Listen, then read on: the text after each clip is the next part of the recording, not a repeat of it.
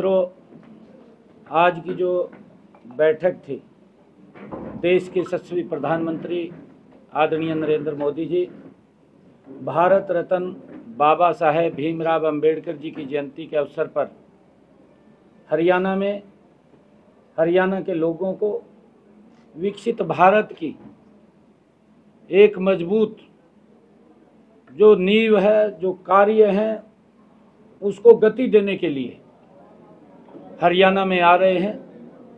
दो बड़े प्रोजेक्टों की एक का उद्घाटन करेंगे और एक प्रोजेक्ट की आधारशिला रखेंगे।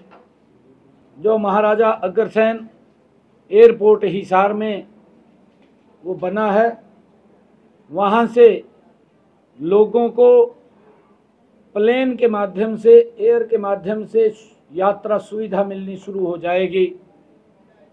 उसका शुभारंभ देश के यशस्वी प्रधानमंत्री नरेंद्र मोदी जी 14 तारीख को करेंगे।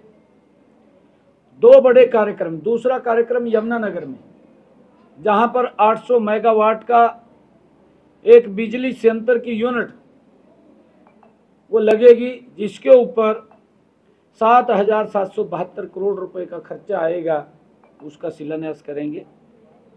दो बड़ी परियोजनाएं बाबा साहेब भीमराव अंबेडकर जी की जयंती के अवसर पर हरियाणा प्रदेश के लोगों को समर्पित करने के लिए देश के यशस्वी प्रधानमंत्री नरेंद्र मोदी जी आ रहे हैं। लाखों की संख्या में लोग जो आदरणीय प्रधानमंत्री जी हरियाणा में आ रहे हैं, उनको लेकर के बड़ा जोश और उत्साह हमारे हरियाणा के लोगों में है और लोग लाखों की संख्या में घरों से बाहर निकल करके आदरणीय प्रधानमंत्री जी का स्वागत करेंगे। उसको लेकर के आज एक बैठक का आयोजन हमने यहाँ पर किया था।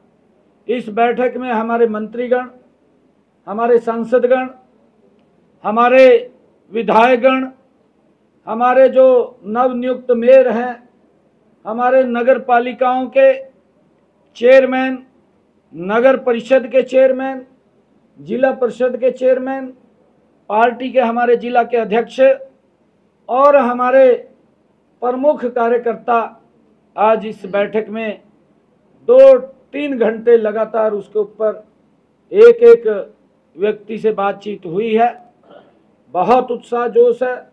भारी संख्या में लोग आदरणीय प्रधानमंत्री जी का स्वागत करेंगे, जो बड़ी सौगातें दे रहे हैं, और उसको लेकर के आज सारी तैयारियों को लेकर के आज बैठक थी। मुख्यमंत्री जी, जो संशोधन बिल है वो लोकसभा में पेश किया गया है, निश्चित तौर पर कानून बन जाएगा। हरियाणा में कौन सी ऐसी जमीनें चिन्हित की गई हैं जिन पर वक्फ का अवैध कब्जा या और लोगों का कब्जा है, और क्या हरियाणा सरकार उनको मुक्त कराएगी? देखिए, क्योंकि कांग्रेस ने वोट बैंक की राजनीति को आगे रखा है, देश को पीछे किया है, इस प्रकार का सिस्टम, इस प्रकार का लोगों में भय पैदा करके वोट बटोरने का काम कांग्रेस ने किया है। जिस गति से मोदी जी इस देश को विकास कर रहे हैं और प्रधानमंत्री नरेंद्र मोदी जी की जो सोच है कि हमने विकसित राष्ट्र बनाना है, ये कांग्रेस की ही तो गलतियां हैं जिनका सुधार कर रहे हैं। कांग्रेस ने ही तो ये गलतियां की थी। 2013-14 के अंदर कांग्रेस पार्टी ने हड़बड़ी में वोट बैंक को आगे रखते हुए इसके अंदर संशोधन किया था, अमेंडमेंट किया था। उसका नुकसान वो मुस्लिम समाज को भी हुआ है, उसका नुकसान देश को भी हुआ है, परंतु अब उसके अंदर सुधारीकरण किया है। इसका लाभ मुस्लिम समाज को भी मिलेगा, इसका लाभ देश को भी मिलेगा, और कांग्रेस की जो गलतियां थी उसका सुधारीकरण भी किया है। कांग्रेस तो वोट बैंक को ध्यान में रख करके कानून बनाती है, काम करती है। मोदी जी देश को ध्यान में रख करके कानून बनाते हैं, जिससे कि देश विकास की गति के ऊपर आगे बढ़े और देश को लाभ हो, उसको लेकर के आदरणीय मोदी जी काम करते हैं। सीएम साहब, और मैं एक बात कहना चाहूँगा, लोकसभा में भी पास हो गया है, राज्यसभा में भी पास हो गया। लेकिन कांग्रेस कह रही है कि हम इसको लेकर सुप्रीम कोर्ट में जाएंगे। कांग्रेस तो मर गई उसी दिन की, कांग्रेस तो मरी पड़ी है। सुप्रीम कोर्ट जाए। हाँ जाए ना, कहते चाहिए अपनी गलतियों को छुपाने के लिए इस प्रकार की बातें ये करते हैं।